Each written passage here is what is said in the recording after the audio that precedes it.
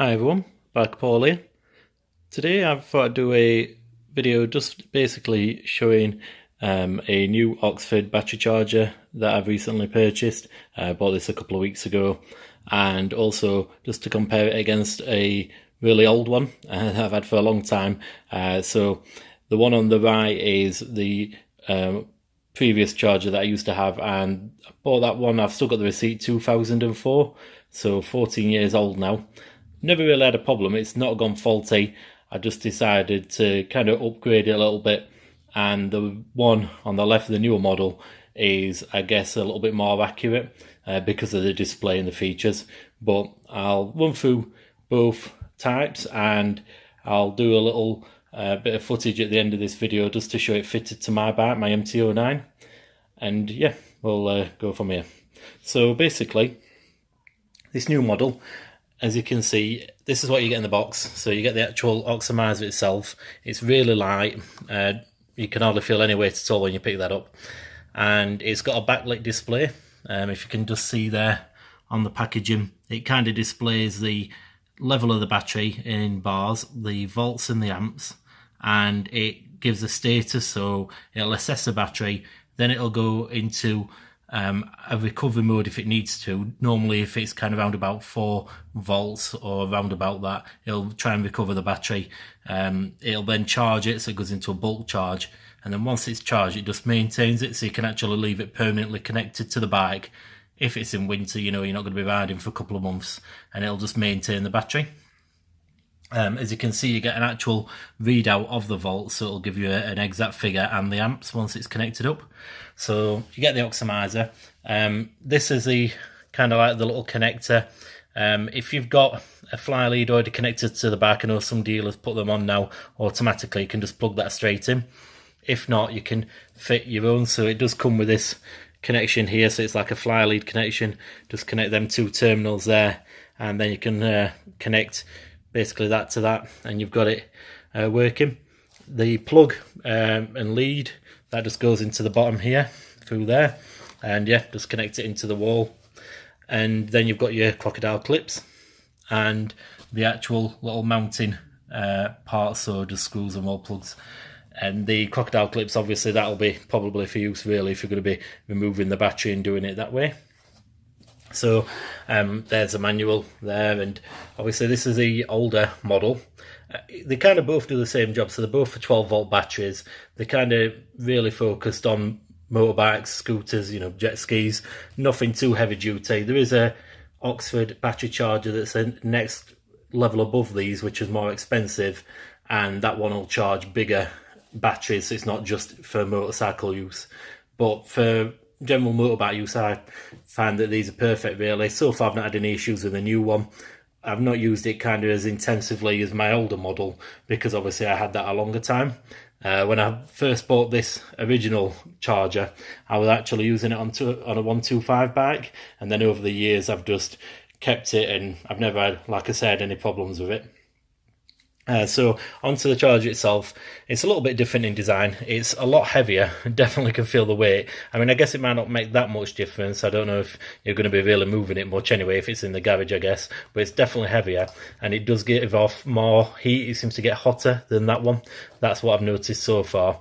And the way its connections work a little bit different, because rather than plugging in the actual mains plug into the charger like on the new model, it's kind of like hardwired, so it's not a connection that you remove, it's just kind of permanently connected in, whereas a plug does connect separately, the plug lead on that.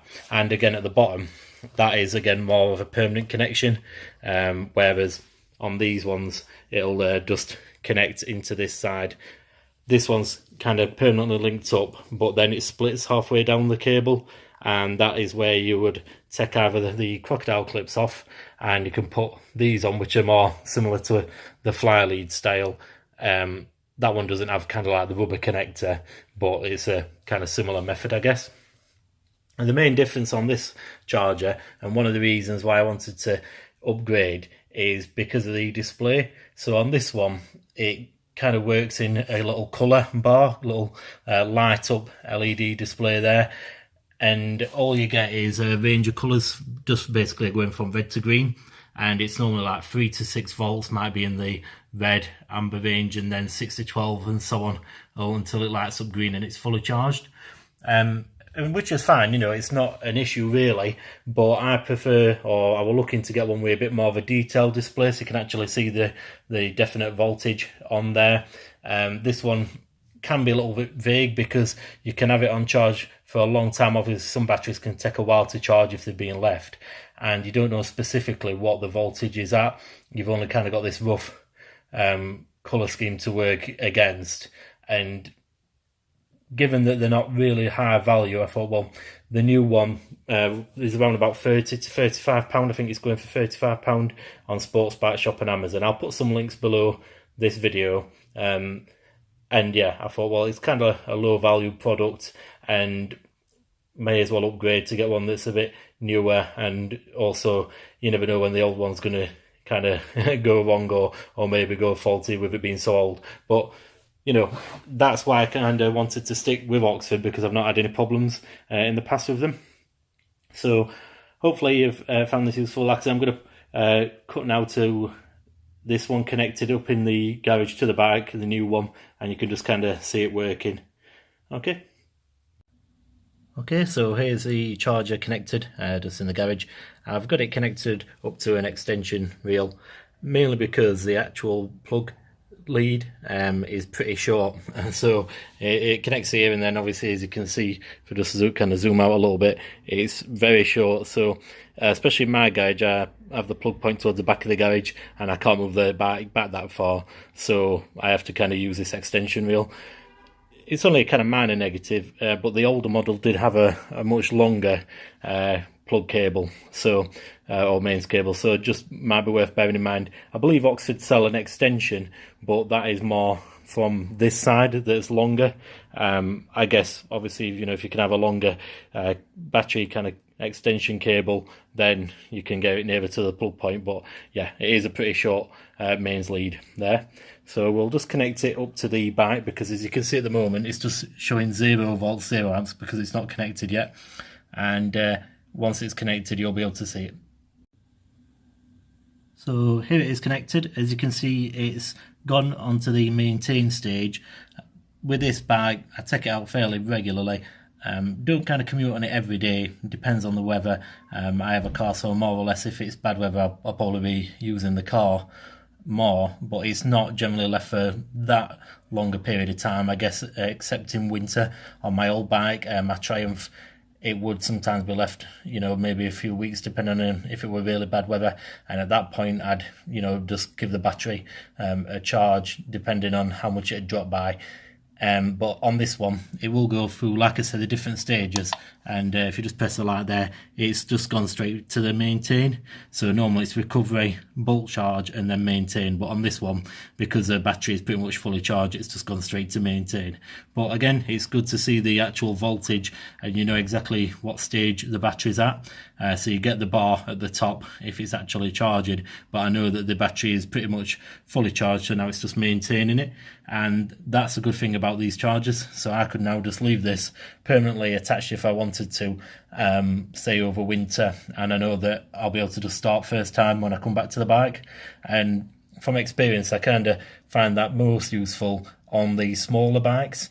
Although it's a long time since I had one, around, like I said, 14 years ago when I had my 125. Maybe they've improved the batteries, but I know previously the battery on mine used to be pretty poor, and especially in winter, you know, the bike could be freezing or it'd be cold, and trying to get it started, you maybe get one start or one attempt, and it had a manual choke, which kind of didn't help. And because of the size of the battery, you know, battery charge were kind of essential really. But I would say to anybody who's got a motorbike, these are definitely worthwhile as a little investment. They're not that expensive, and you know, in winter, or if you're not going to be using the bike for a while, you can just leave this connected, and you know that when you come to use it, your battery will be fine, and you'll be able to start it and get away really.